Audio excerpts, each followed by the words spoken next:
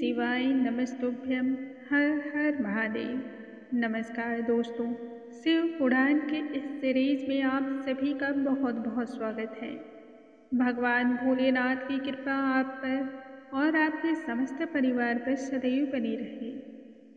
आज के इस वीडियो में हम शिव पुराण की आगे की कथा का श्रवण करेंगे और श्रवण करेंगे 20वें अध्याय का पाठ। इस अध्याय में हम श्रवण करेंगे यज्ञशाला में शिव का स्थान को ना देख करके सती का जोरदार फटकार लगाना। आइए भोलेनाथ का ध्यान करते हुए पाठ को हम आरंभ करते हैं।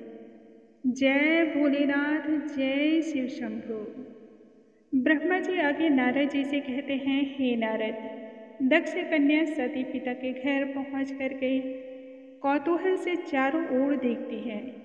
वहाँ अनुपम, दिव्य, मनोहर और नाना प्रकार के रमणीय वस्तु को देख करके वह चौंक जाती है। यज्ञशाला में सभी ऋषिगण, देवगण मौजूद थे। देवी सती शीघ्रता के साथ पिता के भवन में प्रवेश करती है, जहाँ उसे देखते ही माँ और बहनों ने जहाँ आदर सम्मान किया, वहीं पिता एवं कुछ दूसरे अन्य लोगों ने किसी भी प्रकार का कोई भाव प्रकट नहीं किया। माता पिता को प्रणाम करके जब सती सभा में सभी के लिए स्थान को देख रही है, तब शिव के लिए वहाँ पर स्थान को ना देख करके क्रोध में भर करके दक्ष से कहने लगी, हे प्रजापति, जिनसे इस चराचर जगत की उत्पत्ति हुई, जिनका नाम लेने मात्र से ही अशुद्ध एवं अपवित्र वस्तु भी पवित्र और शुद्ध हो जाती है, आपने उन्हें इस यज्ञ में क्यों नहीं बुलाया?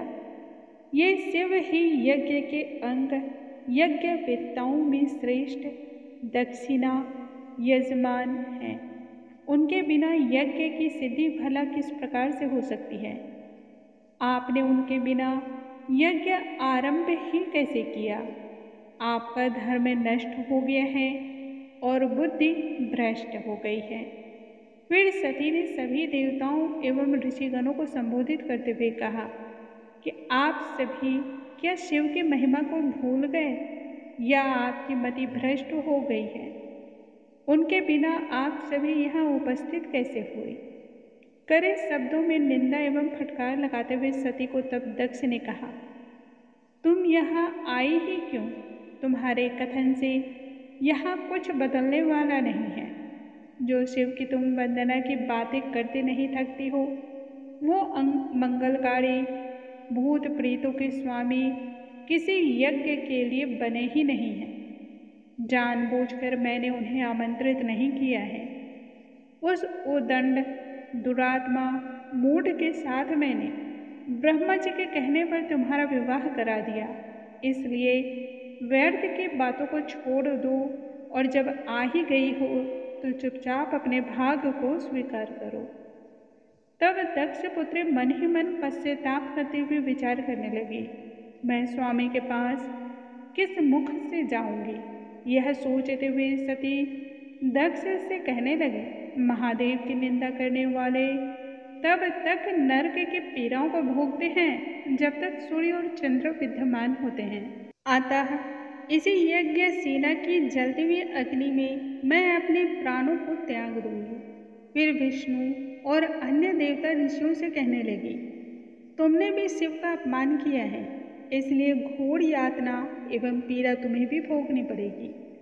जिनके नाम के उच्चारण मात्र से संपूर्ण पाप राशियों का अंत हो जाए, उन निर्मल और पवित्र कीर्तिमान शिव से तुमने द्वेष किया है।